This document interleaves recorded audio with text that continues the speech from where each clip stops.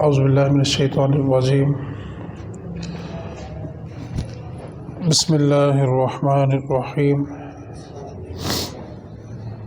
اولئک هم خیر البریہ صدق اللہ مولانا العظیم ان اللہ وملائکتہ یصلون علی النبی یا ایہا الذین آمنوا صلوا علیہ وسلموا تسلیما بلغ العلا بکمالہ کشف الدجا بجمالہ حسنت جمیع خصالہ بلغ العلا بکمالہ کشف الدجا بجمالہ حسنت جمیع خصالہ۔ اللہ رب العزت جل جلالہ کا احسان ہے کہ اس نے ہم سب کو بار دیگر اپنا اور اپنے محبوب بندوں کا ذکر کرنے کا موقع عطا فرمایا۔ اللہ تعالی ہم سبھی کا مل بیٹھنا اپنی بارگاہ میں قبول فرمائے اور ان نشستوں کو قیامت کے دن ہم سب کے لیے باعث بخشش بنائے۔ رجب المرجب اسلامی اور تاریخی اعتبار سے نہایت اہمیت کا حامل ایک مہینہ ہے۔ اس مہینے میں رسول کریم صلی اللہ علیہ وسلم کو جو دوسرا سب سے بڑا معجزہ عطا کیا گیا، معراج النبی صلی اللہ علیہ وسلم، وہ بھی اسی مہینے میں رونما ہوا۔ اہل بیت اطہار میں سے خلیفۃ المسلمین، دماد رسول، غم گسار رسول، شوہر بطول، حسنین کریمین کے والد محترم حضرت علی المرتضی شیر خدا کرم اللہ وجہہ الکریم، آپ کا یوم پیدائش بھی رجب المرجب کے مہینے میں ہے۔ اس کے علاوہ امام جعفر صادق رضی اللہ تعالیٰ عنہ، آپ کا یوم وصال بھی جو بھی کل گزرا ہے۔ خواجہ معین الدین چشتی اجمیری رحمۃ اللہ علیہ، آپ کا یوم وصال، امام شافعی اور بہت سے بزرگان دین جن کی نسبت اس مہینے سے ہے۔ آج کی نشست میں حضور سیدی و سندی حضرت علی المرتضی شیر خدا رضی اللہ تعالی عنہ کی تعلیمات کے حوالے سے چند ایک گزارشات آپ کے سامنے رکھتا ہوں۔ اللہ تعالیٰ کی بارگاہ لم یزل میں دعا ہے کہ اللہ تعالیٰ ہم سب کو اپنے اسلاف کے نقش قدم پہ چلنے کی توفیق عطا فرمائے۔ ہمارا المیہ یہ ہے،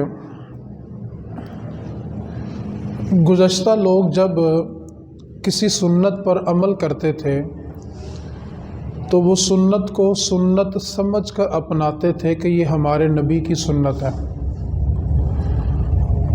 وہ لوگ سنت کو سنت سمجھ کر اپناتے تھے اور ہم سنت کو سنت سمجھ کر چھوڑ دیتے ہیں کہ سنتیں ہیں، کون سا کوئی فرض ہے۔ یہ اتنا فرق آ گیا کہ انہوں نے سنت نبی پاک کی سنت سمجھ کے اپنائی کہ ہمارے نبی کی سنت ہے، اور ہم نے سنت کو سنت سمجھ کے چھوڑ دیا، کون سا یہ کوئی فرض ہے۔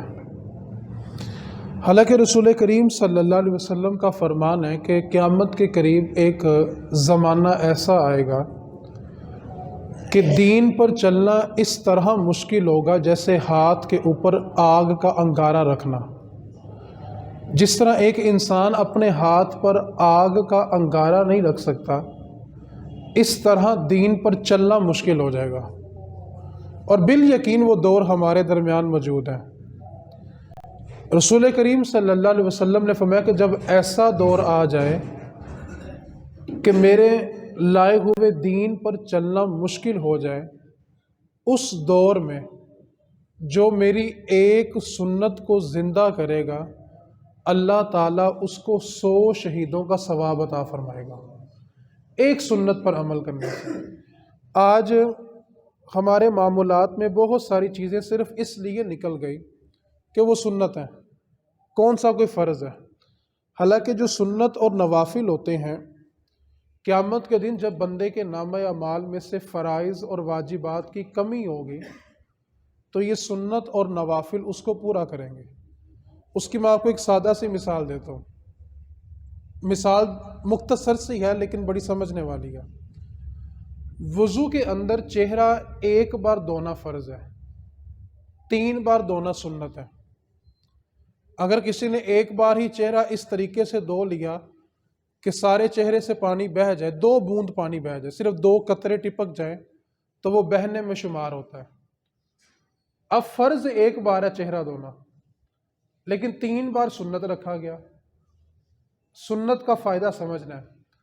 اب صرف اگر حکم ہوتا کہ ایک ہی بار دھونا ہے، دھل گیا تو دھل گیا ورنہ نہ، تو بہت سارے لوگ میرے سمیت ایسے ہوتے جو اس طرح دھوتے کہ کوئی نہ کوئی حصہ خشک رہ جاتا۔ فرض پر عمل تو کیا لیکن کمی رہ گئی، تو پیچھے 2 مرتبہ اور دھونا سنت رکھا کہ سنت آئے گی اور فرض کو پورا کر دے گی۔ تو یہ سنت جو ہوتی ہے یہ میدان محشر میں بھی ہمارے فرائض اور واجبات میں کمی کو پورا کرنے کے لیے کام آئے گی۔ اس واسطے کبھی یہ کہہ کر سنت نہ چھوڑ دینا کہ سنت ہے، کون سا کوئی فرض ہے۔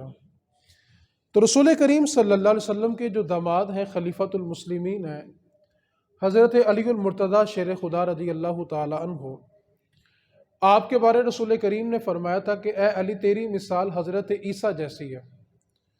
عیسیٰ علیہ السلام کی وجہ سے 2 قومیں تباہ ہو گئی تھیں۔ ایک قوم وہ جنہوں نے آپ کا انکار کیا، اور دوسری قوم وہ جنہوں نے آپ کو اللہ کا بیٹا کہہ دیا۔ دونوں قومیں جہنم میں چلے گئے۔ رسول کریم نے فرمایا اے علی تیری مثال بھی عیسیٰ علیہ السلام جیسی ہے، تیری وجہ سے بھی 2 قومیں ہلاک ہو جائیں گی، ایک وہ جو تیرا انکار کریں گی اور دوسری وہ جو تیری شان کو حد سے تجاوز کر جائیں گے۔ حضرت علی المرتضیٰ شیر خدا رضی اللہ تعالیٰ عنہ نے جو ہمیں پیغام دیا، اس میں صرف اسی کو سمجھنا ہے۔ ہمارے ہاں ایک کمی رہ جاتی ہے کہ ہم اپنے اسلاف کا، اپنے بزرگوں کا تذکرہ تو کرتے ہیں، لیکن جو انہوں نے عمل کیا ہوتا ہے ہم اس عمل کی طرف نہیں آتے۔ اس جملے کو میں تھوڑا آسان کر دیتا ہوں۔ عرس جو ہوتا ہے نا، عرس وہ بزرگ کا نہیں ہوتا۔ یہ بہت ساری غلط فہمی ہے ہمارے عوام کے اندر کہ فلاں بزرگ کا عرس ہے۔ عرس بزرگ کا نہیں ہوتا، عرس اس کی بزرگی کا ہوتا ہے۔ بزرگ اور بزرگی میں بڑا فرق ہے۔ عرس اس کی بزرگی کا منایا جاتا ہے، ورنہ بزرگ تو بہت سارے مرتے ہیں۔ ہر بزرگ کا عرس تو نہیں نہ ہوتا۔ ہر وہ بندہ بزرگ جس کی سفید داڑھی آ گئی ہم اس کو بزرگ کہتے ہیں۔ تو عرس بزرگ کا نہیں ہوتا، اس کی بزرگی کا ہوتا ہے۔ اس نے جو تقوی اختیار کیا ہوتا ہے، اپنے رب کو راضی کیا ہوتا ہے، اپنے ماننے والوں کو جو دین سکھایا ہوتا ہے نا، سال کے بعد جب اس کا وہ دن آتا ہے تو اس کی تعلیمات کو یاد کیا جاتا ہے۔ تو عرس بزرگ کا نہیں ہوتا، اس کی بزرگی کا ہوتا ہے۔ ہمارے ہاں کمی یہ ہے کہ ہم نا بزرگوں کا عرس مناتے ہیں، ان کی بزرگی کا نہیں مناتے۔ جس دن بزرگی کا منا لیں گے مسئلہ ہی حل ہو جائیں گے، کیونکہ بزرگی ہے ہی یہ ہے کہ تم نے اپنے خدا اور اپنے رسول کو راضی کرنا ہے۔ کسی بھی ولی کا پیغام اٹھا کے دیکھیں، اس کے اندر آپ کو اللہ اور اس کا رسول ہی ملے گا۔ تو ہم نہ صرف بزرگوں تک محدود ہو گئے، ان کی بزرگی تک نہیں گئے۔ ہم نے کسی بزرگ کو بھی بزرگ کس لیے مانا تھا کہ اس کے اندر بزرگی تھی، اس کے اندر تقویٰ تھا، اس کے اندر دین تھا۔ جس بنیاد پر اس کو ماننا تھا، جب وہ بنیاد ہی نکال دی جائے تو باقی پیچھے رہ کیا جاتا ہے؟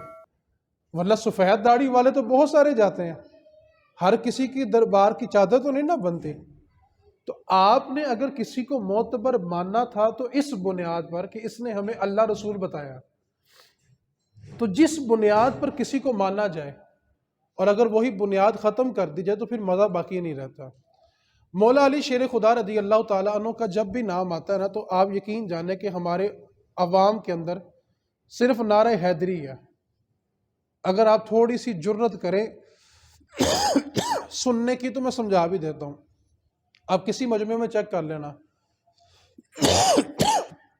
نعرے تکبیر لگے گا تو آواز ہلکی ہوگی، حالانکہ سب سے بڑا کون ہے؟ اللہ اکبر. سب سے بڑا کون ہے؟ اللہ. آواز کم ہوگی. نعرہ رسالت لگے آواز کم ہوگی. نعرہ حیدری لگے تو ہونا کیا چاہیے تھا؟ سب سے زیادہ آواز بلند کہاں پہ ہونی چاہیے تھی؟ اللہ پہ. کیوں؟ مولا علی کو، شیر خدا کو، کرم اللہ وجہہ الکریم کو علی بنانے والا بھی تو خدا ہی ہے نا. آپ یہاں پہ معیار چیک کریں، ہمارے اندر کس طرح لوگ گھستے چلے جا رہے ہیں. ہم نے مولا علی شیر خدا رضی اللہ تعالیٰ عنہ کو اس لیے مانا کہ آپ نے ہمیں رسول اللہ کا پتہ دیا، آپ نے ہمیں اللہ رسول کا پتہ بتایا. اب مولا علی کا جو سب سے بڑا کمال ہے، آپ کی شجاعت ہے، آپ کی بہادری ہے، رسول اللہ کا ساتھ دینا ہے. لیکن رسول کریم کی ایک حدیث پاک ہے، آپ نے اس کو توجہ سے سمجھنا ہے. نبی پاک صلی اللہ علیہ وسلم کی مشہور ترین حدیث پاک جو بچے بچے کو یاد ہے، لیکن تھوڑی گہرائی میں اتر کے اس کو سمجھنے کی کوشش کریں. فرمایا کہ میں علم کا شہر ہوں اور علی اس کا، پھر بولیں دروازہ ہے. میں علم کا شہر ہوں اور علی اس کا دروازہ ہے. اتنا سب کو پتہ ہے. دروازہ جو ہوتا ہے نا اس کی بڑی اہمیت ہوتی ہے، کیونکہ بندہ آتے وقت بھی اسی کو ملتا ہے اور جاتے وقت بھی. یعنی شہر مصطفیٰ سے کچھ لینا ہے تو علی سے ملنا پڑے گا، علی کے بغیر شہر مصطفیٰ سے کچھ نہیں ملے گا. اب نبی پاک صلی اللہ علیہ وسلم نے مولا علی کی شان بیان کرنے کے لیے فرمایا کہ میں علم کا شہر ہوں اور علی اس کا دروازہ ہے. آپ تاریخ اٹھا کے دیکھ لیں، اس دور کو نکال کے جتنے بھی مولا علی کو ماننے والے، پہچاننے والے گزرے ہیں نا، وہ صاحب علم گزرے ہیں. یہ فتنہ، یہ مصیبت صرف ہمارے معاشرے میں شروع ہوئی کہ جو جاہل اٹھتا ہے وہ چرس کا سوٹا لگاتا ہے اور ساتھ نعرے حیدری لگانا شروع کر دیتا. حالانکہ گزشتہ زمانے میں یہ کچھ بھی نہیں تھا. آپ یقین کریں، حیرت کی انتہا ہوتی ہے. دنیا کا ہر کام کرنے کے لیے عقل سلامت ہوتی ہے. کیا کہا میں نے؟ دنیا کا ہر کام کرنے کے لیے عقل سلامت ہے، ہوش میں ہے، حواس بھی قائم ہے. تو کہو نا بابا جی نماز دا ٹائم ہو گیا، کہندے بابا جی مجذوب نے، بابا جی پہنچے ہوئے نے، بابا جی نے مدینے پڑھنی ہے. داتا صاحب نے ساری زندگی لاہور پڑھی ہے، ان کی مدینے میں ہو رہی ہے. غوث پاک نے ساری زندگی بغداد میں پڑھی ہے. حالانکہ نماز کی شرائط میں شرط کیا ہے کہ جس جگہ موجود ہو وہ جگہ پاک ہونی چاہیے، اور جس جگہ کے ارد گرد ہر وقت چرس ہی بن رہی ہے وہاں نماز ہونی کیسے ہے؟ ہر کام میں عقل سلامت ہے، ہر کام میں پورا پراپر جواب دیتے ہیں. اور نماز کا ٹائم ہو تو کہتے ہیں بابا جی مجذوب نے، بابا جی تو نماز ہی نہیں فرض. یہ فیصلہ آباد میں ایک بندہ گزرا تھا، واللہ علم ابھی حیات ہے کہ چلا گیا، مجھے علم نہیں ہے، لیکن میں نے اس کو خود سنا تھا. وہ اپنے مریدوں کو کیا کہہ رہا تھا؟ جو دل کرتا کرو، بخشوانا تو میں ہی ہے نا. یعنی بے باکی کی، جہالت کی انتہا ہو گئی ہے. میں سمجھتا ہوں اصل میں وہ لوگ جاہل نہیں ہیں، اصل ان کے پاس جانے والے جاہل ہیں.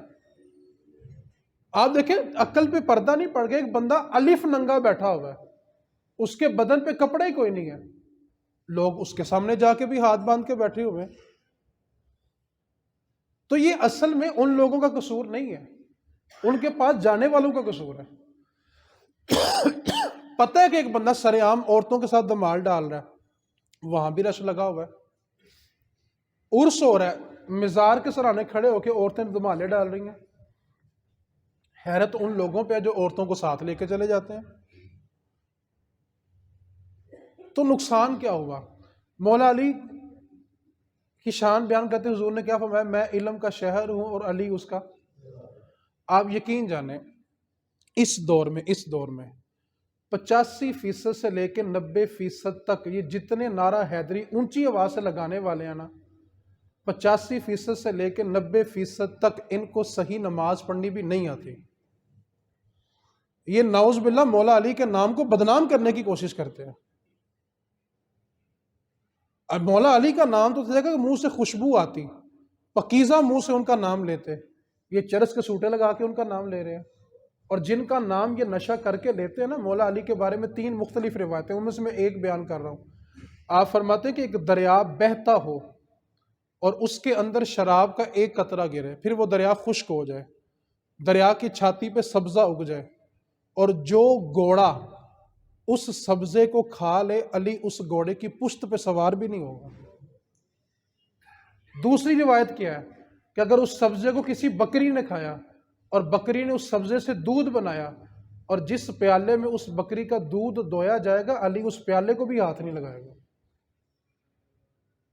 جن کے نام پر یہ نشہ کر رہے ہیں، وہ ان کی شراب سے نفرت دیکھیں کس انتہا کی تھی، کہ اس گھوڑے کی پشت پہ علی سواری بھی نہ کرے جس نے وہ سبزہ کھایا ہو جس میں کبھی دریا میں قطرہ شراب کا گرا تھا۔ اب حضور فرما رہے ہیں کہ میں علم کا شہر ہوں، علی اس کا دروازہ ہے، اور علم کی انتہا کیا ہے؟ مولا علی شیر خدا رضی اللہ تعالیٰ عنہ فرماتے ہیں سورۃ الفاتحہ، قرآن کی پہلی سورت کون سی ہے؟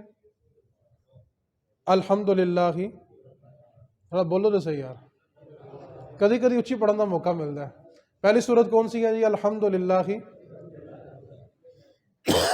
مولا علی فرماتے ہیں اگر علی فاتحہ کی تفسیر لکھنے بیٹھے تو 70 اونٹ کتابوں سے بھر دے، لیکن سورہ فاتحہ کی تفسیر ختم نہ ہو۔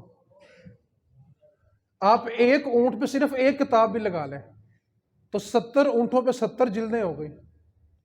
میں صرف ایک کتاب کی مثال دے رہا ہوں، کیونکہ مولا علی کا فرمانا ہے کہ 70 اونٹ کتابوں سے لاد دو، اور علی سورہ فاتحہ کی تفسیر لکھنے بیٹھے 70 اونٹ کتابوں سے بھر جائیں گے، لیکن سورۃ الفاتحہ کی تفسیر ختم نہیں ہوگی۔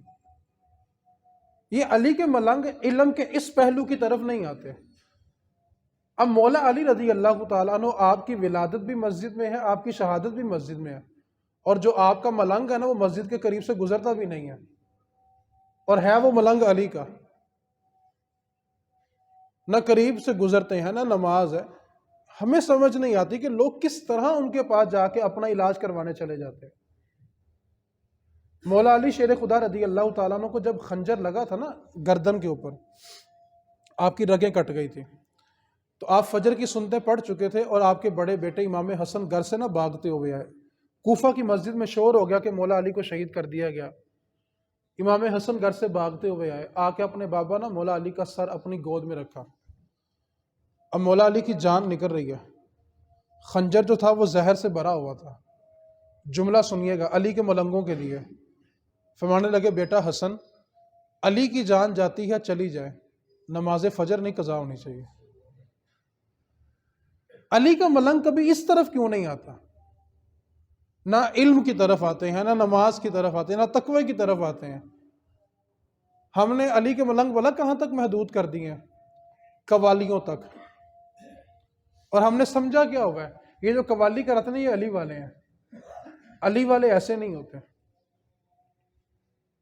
لمبے لمبے بال چھوڑ دیے، کیا یہ علی کا ملنگ ہے؟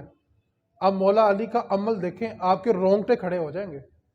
رسول کریم صلی اللہ علیہ وسلم کا فرمان ہے کہ بندہ جب ناپاک ہوتا ہے نا، اس پہ غسل کی حاجت ہوتی ہے، تو سب سے زیادہ جو ناپاکی ہوتی ہے وہ سر کے بالوں کی جڑوں میں ہوتی ہے۔ اس لیے حکم ہے کہ جب تم غسل جنابت کرو تو سر کے بالوں کی جڑوں کو اچھی طرح ہلاؤ، ایک جڑ بھی خشک رہے گی تو بندہ ناپاک رہ جائے گا۔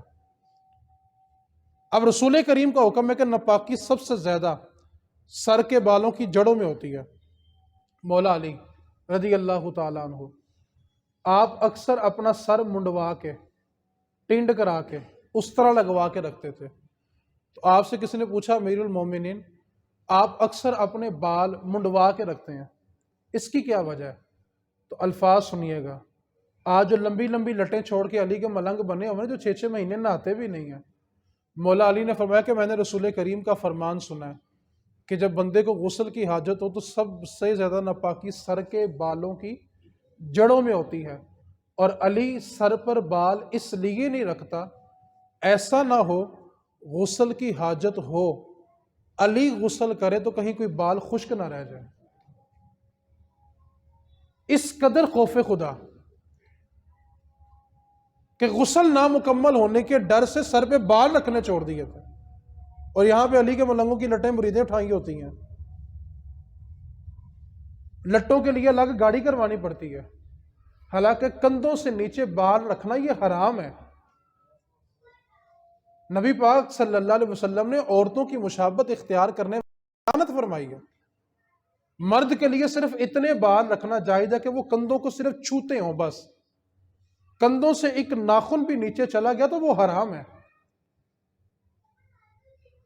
اب تو بندہ پیچھے سے دیکھے تو پتہ نہیں چلتا ہی آ رہی ہے کہ شی آ رہی ہے، اب تو ماحول ہی چینج ہو گیا نا، ہی شی کا فرق ہی ختم ہو گیا۔ اس واسطے مولا علی رضی اللہ تعالیٰ انہوں نے ہمیں علم کا پیغام دیا۔ دوسرا جو پیغام دیا وہ ادب تھا۔ بڑی توجہ سے باتیں سننی، اب میں اختتام کی طرف جا رہا ہوں، یہ خلاصہ ہے آج کی گفتگو کا، بالخصوص جو کسی نہ کسی سے وہ بستا ہے نا، ان کے لیے بڑی خاص بات ہے۔ نبی پاک صلی اللہ علیہ وسلم کا جو بچپن ہے نا، وہ مولا علی کے گھر گزرا ہے، اور مولا علی کا بچپن حضور کے گھر گزرا ہے۔ جب حضور کی عمر مبارک چھوٹی تھی تو مولا علی کے والد آپ کو لے گئے تھے، اور جب مولا علی کی عمر چھوٹی تھی تو حضور ان کو اپنے گھر لے آئے تھے، اور مولا علی شیر خدا رضی اللہ تعالیٰ عنہ حضور کے سینے کو بھی سونگا کرتے تھے، اور مولا علی کو یہ شرف بھی حاصل ہے کہ نبی پاک صلی اللہ علیہ وسلم اپنی زبان مبارک ان کے منہ میں رکھتے تھے اور مولا علی حضور کی زبان کو چوسا کرتے تھے۔ یہی وہ وجہ ہے کہ آپ کا سینہ علم کے لیے کھلا۔ آپ سے ایک دن ایک بندے نے پوچھا تھا کہ آپ کے پاس اگر تورات کو ماننے والا آتا ہے تو آپ اس کی کتاب کے مطابق بھی اس کو جواب دے دیتے ہیں، انجیل کو ماننے والا آتا ہے تو آپ اس کے مطابق اس کو جواب دیتے ہیں، زبور کا ماننے والا ہو تو آپ اس کتاب کے مطابق اس کو جواب دے دیتے ہیں، مسلمان ہو تو قرآن کے مطابق جواب بھی دے دیتے ہیں۔ آپ کو یہ سارے علوم کیسے ملے؟ تو فرمانے لگے رسول اللہ نے جب اپنی زبان میری زبان پر رکھی اور میں نے رسول اللہ کی زبان کو چوسا تو جیسے جیسے حضور کا لعاب میرے سینے سے گزرا، اللہ نے علی کا سینہ علم کے لیے کھول دیا ہے۔ اب کوئی بھی آتا ہے اس کے مطابق میں اس کو جواب دے دیتا ہوں۔ اب مولا علی شیر خدا رضی اللہ تعالیٰ عنہ بچپن حضور کے گھر گزرا، اتنی قربت کہ حضور کی زبان اقدس بھی چوسا کرتے تھے۔ اتنے فرینک ہونے کے باوجود مولا علی کا جملہ سنیے گا۔ مولا علی فرماتے ہیں کہ کبھی مجھے حضور سے کوئی سوال پوچھنا ہوتا تھا نا تو میں کئی دن انتظار کرتا تھا۔ حضور کے گھر میں بھی رہتے تھے، حضور کا قرب بھی تھا، اتنا قرب تھا، اس کے باوجود مولا علی کئی دن انتظار کرتے، اور انتظار کس بات کا کرتے کہ کاش کوئی بندہ آ جائے اور وہ آ کر حضور سے وہ سوال پوچھے جو میں نے پوچھنا ہے، وہ پوچھ لے گا، حضور بتا دیں گے تو کام علی کا بھی ہو جائے گا۔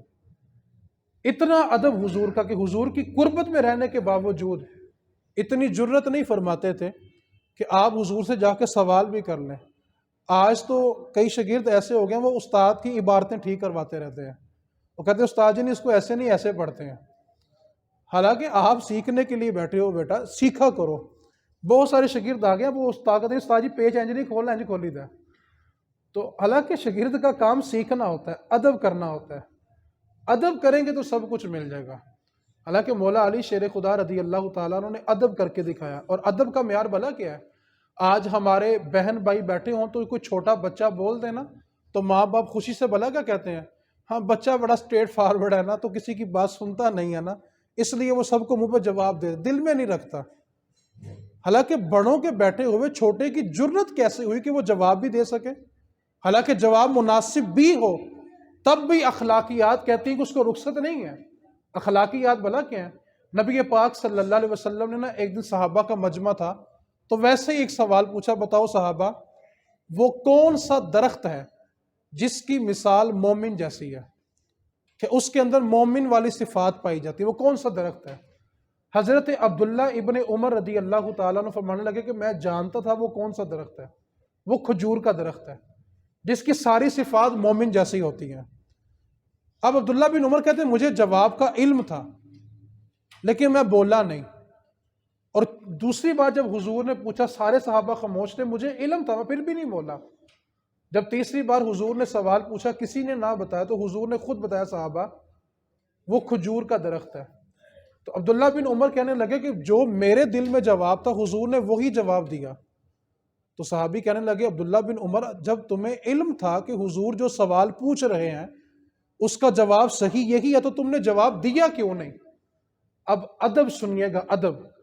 عبداللہ بن عمر کہنے لگے کہ میں نے جواب اس لیے نہیں دیا کہ جس مجلس میں حضور نے سوال پوچھا تھا نا، عثمان غنی بھی بیٹھے ہوئے تھے، مولا علی بھی بیٹھے ہوئے تھے، عمر فاروق بھی تھے، صدیق اکبر بھی تھے۔ جب اتنے بڑے بزرگوں نے لب نہیں ہلایا تو پھر عبداللہ بن عمر کی کیا مجال تھی کہ ان کے ہوتے ہوئے حضور کو جواب دے دیتا؟ آج کہتے ہیں جی بچے ہیں جی، بڑے سمجھدار ہو گئے ہیں، اچھے سکول میں پڑھتے ہیں، انٹیلیجنٹ ہیں۔ آج بدتمیزی کو انٹیلیجنٹ کا نام دیا جا رہا ہے، بد اخلاقی کرنے والے کو ہوشیاری کا نام دیا جا رہا ہے، حالانکہ وہ سارے خاندان کے سامنے بیٹھ کے باپ کی بےزتی کروا رہا ہوتا ہے، وہ سارے خاندان کے سامنے ماں کی ناک کٹوا رہا ہوتا ہے، اور ہم کہتے کیا ہیں جی ماشاءاللہ بچے چھوٹی عمر میں ہوشیار ہو گئے ہیں۔ وہ ہوشیار نہیں ہوئے، وہ وقت سے پہلے بدتمیز ہو گئے ہیں۔ ہم ان کی بدتمیزی پہ پردہ ڈالنے کے لیے صرف اگر انگریزی کا لفظ بول لیں گے نا تو اس سے ان کا وہ عیب چھپ نہیں جائے گا۔ مہمان آپ کے سامنے تو کچھ نہیں کہے گا، لیکن آپ کی دہلیز اترتے وہ یہ ضرور کہے گا کہ یار ان کے بچوں کو اتنا بھی ادب نہیں کہ بڑوں کے ہوتے ہوئے بولتے نہیں ہیں۔ آج استاد سے کوئی سوال پوچھنے آئے نا تو بچے پہلے بول پڑتے ہیں، استاد اس کا جواب یہ نہیں بنتا، تو بھائی جب استاد بیٹھا تو اس کو بتانے دو بھائی، جب استاد کو پتہ ہے کہ اس گاڑی میں مسئلہ کیا تو اس کو ٹھیک کرنے دو۔ ہاں استاد آپ سے کہے بیٹا کہ آپ اس کو چیک کرو، آپ اس کے سوال کا جواب دو، تو پھر بات بنتی ہے۔ تو ادب یہ ہے، ادب کہ جب بڑا بیٹھا ہو تو بڑے کے ہوتے ہوئے گفتگو کرنی۔ مولا علی نے ہمیں سکھایا ہے کہ سوال کی حاجت بھی ہے، لیکن ادب حضور کا اتنا ہے، ادب اتنا ہے کہ کوشش یہ ہے کہ دوسرا آ کر سوال پوچھے اور وہ سوال پوچھ لے، حضور جواب دے دیں تو علی کا بھی کام بن جائے۔ آج کے خطبے کی آخری بات آپ سب کے لیے انتہائی توجہ طلب ہے۔ میں نے گزشتہ جمعہ جہاں پر چھوڑا تھا اس کو بس تھوڑا سا ٹچ کرتے ہوئے ایک مثال دینا چاہتا ہوں۔ آپ لوگ جمعہ پڑھنے کیوں جاتے ہیں؟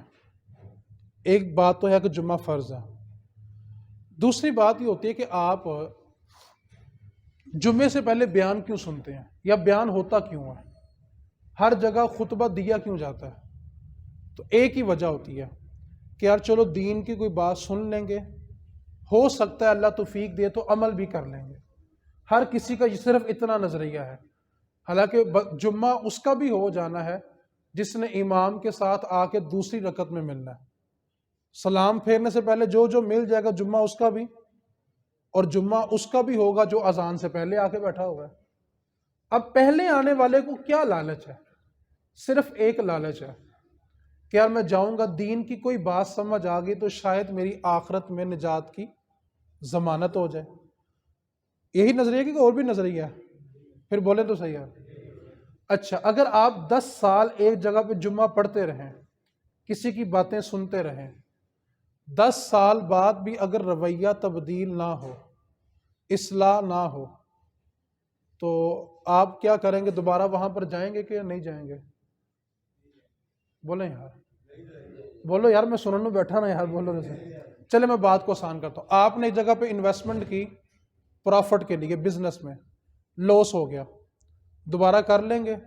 ایک بار اعتبار پھر کر لیتا بندہ، دوسری بار انویسٹمنٹ کی پھر لاس ہو گیا، بندہ کے اندر تیسری وری آخری وری ہے، تیسری مرتبہ کی پھر لاس ہو گیا۔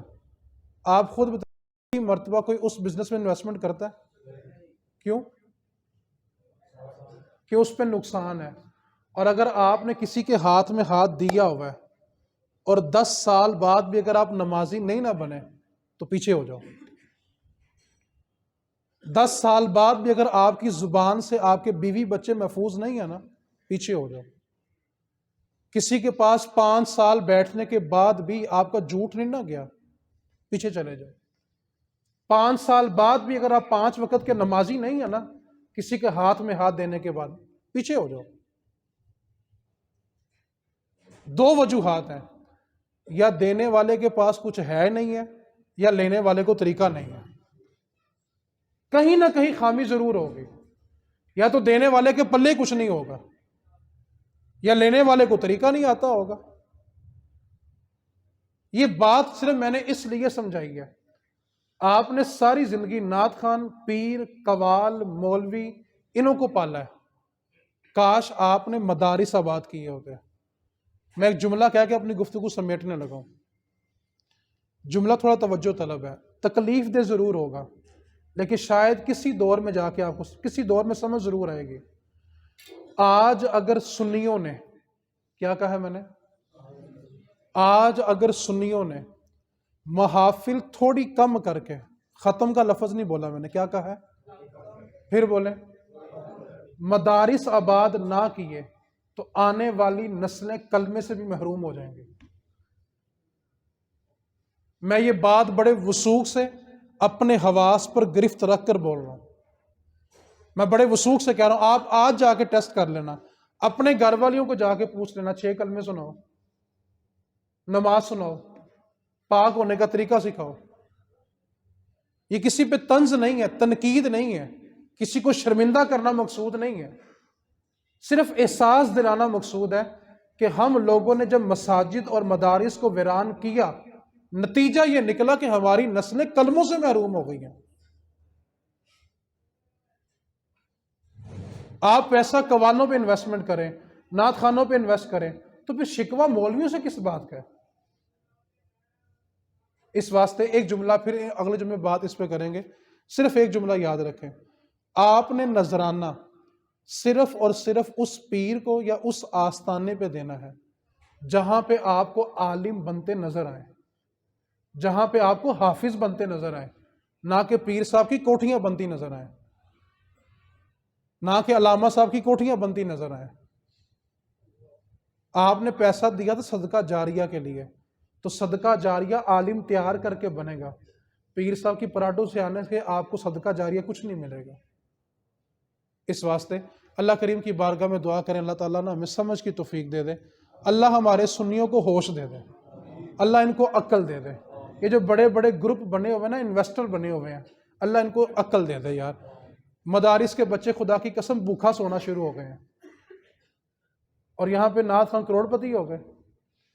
ایک بات کو یاد رکھیں، حساب سب سے ہونا ہے، صرف مولویوں سے نہیں ہونا. اللہ کریم ہم سب کو عمل کی توفیق عطا فرمائے. وما علینا الا البلاغ.